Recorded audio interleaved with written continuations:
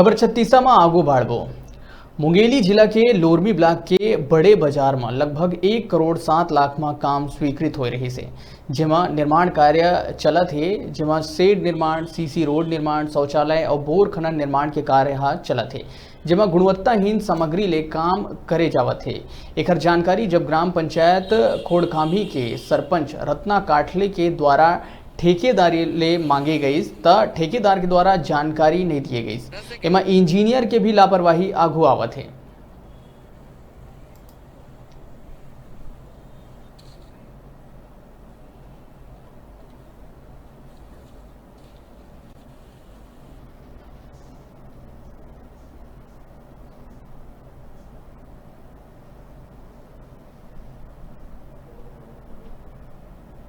मोला बाजार परिसर में जो निर्माण कार्य चल रहा है उसके संबंध में मेरे द्वारा एस्टीमेट प्रति की मांग की गई थी।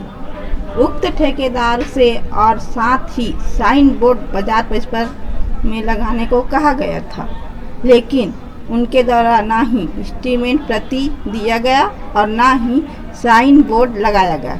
इस आधार पर मैं यह कह सकती हूँ कि उक्त निर्माण कार्य में लापरवाही बरती जा रही है।